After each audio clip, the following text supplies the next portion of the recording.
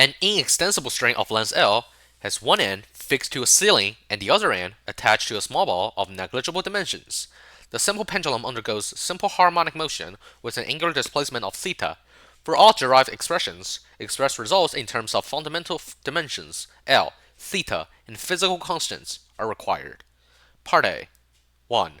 Draw a free body diagram for the ball when it's at its maximum angular displacement, which means when the ball is at its highest position. 2. Derive an expression for the period of the simple pendulum. 3. Derive an expression for the instantaneous speed of the ball when it is at the lowest point of its swing. Part B. Suppose you wish to double the period of the pendulum while keeping the length of the string unchanged.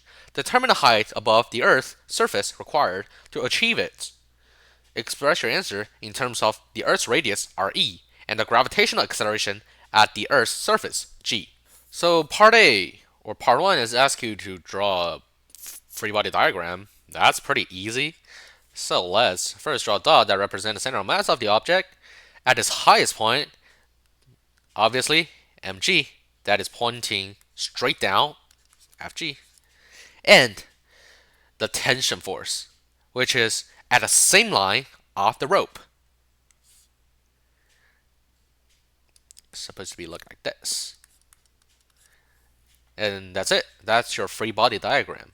So for part 2, it's asking you the expression for the pendulum. So first, obviously, we need to identify which formula to use.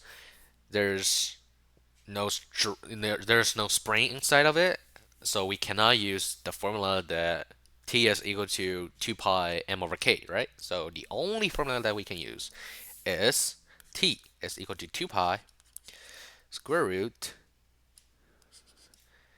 L over G. We didn't know the L. That's already been given. We know the G because we're on the Earth. So that's your answer. So for part 3, it's asking you the instantaneous speed of the ball. So first, we need to find a way that makes the question easier for us to solve. You're trying to find speed, right? The first thing that comes up to my mind is kinematics. However, kinematics are not available over here because the force is changing, so you cannot use it. For the energy, oh, the conservation of energy. Yeah, we can try that. So, at its highest point, it is mgh, right? And it is not moving because it is like going like this, going up and stopped right there, and then going down, speeding up. So at the bottom, let's assume the ground level or the zero potential energy level is the lowest point of the pendulum. And this is equal to 1/2 mv squared. The first thing we can do is cancel out m, obviously. However, we don't know h. So now let's do a simple geometry.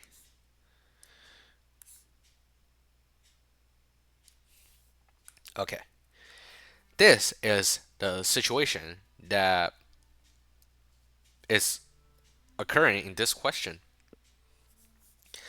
We know the length of the string will not change when it's swinging, right? This angle is theta. And we assume this is a ground level.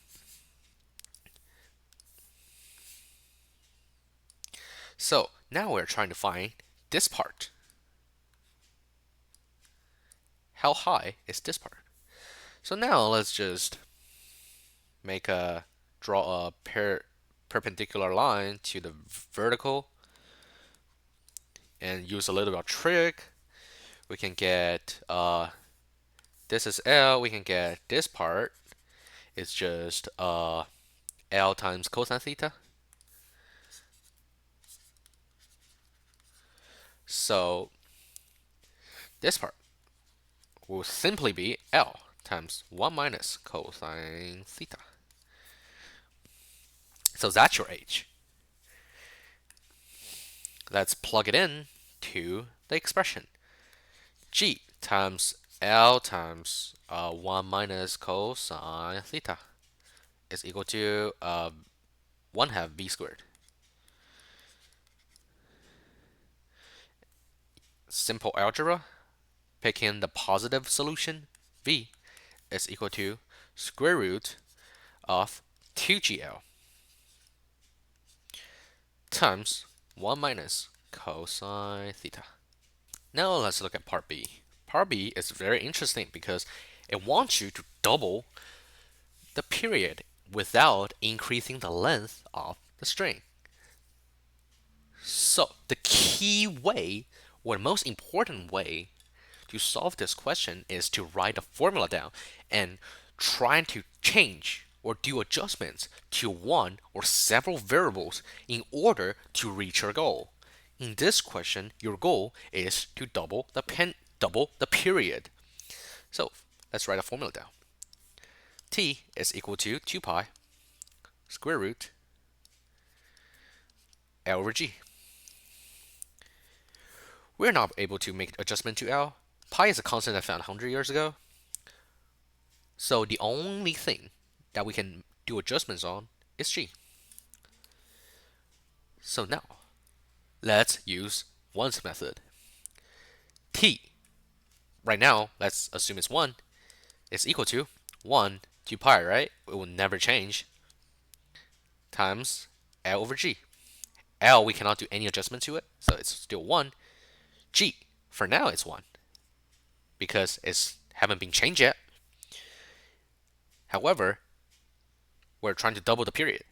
So T now becomes 2, because T becomes 2T, and is equal to 1, because 2 pi will never change, times square root of L. L is still 1 because we cannot change the length of the rope or the string, over something. Let's just write A here.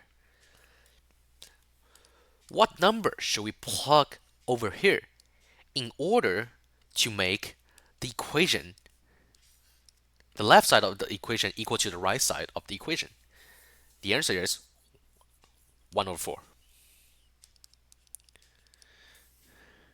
Because, 1 divided by 1 over 4 is equal to 4, and the square root of 4 will give you a 2, and 2 times 1 will give us 2. So G will now becomes, actually write G new, will become 1 over 4G.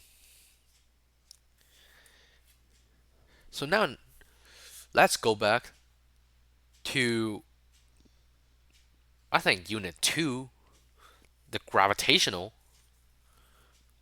force and the gravitational constant. For G, we have a formula that is G times m, the mass of the planet, over r squared. So now, let's use one's method again. So this is 1, right? Because it doesn't change. G doesn't change. It's a constant, right? It will not change at all. The mass of the planet will not change, so it's still 1. R squared will not change for now. So it's 1 squared. Now the G becomes a quarter of its original value. So now it becomes 1/4. It's equal to 1, G doesn't change, over the mass of the planet will not change, over a constant squared. What should we plug in here? Obviously, the answer is 2. 1 times 1/2 squared is equal to 1/4. So your radius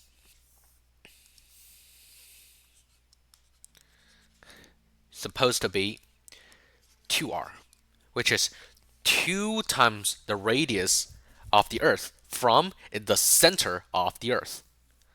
However, in the question, it is asking you the height above the Earth's surface.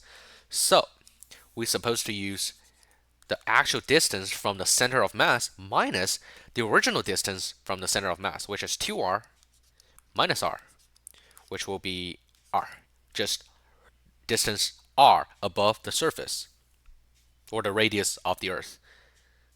So it is the distance or the length of the radius of the Earth above the surface.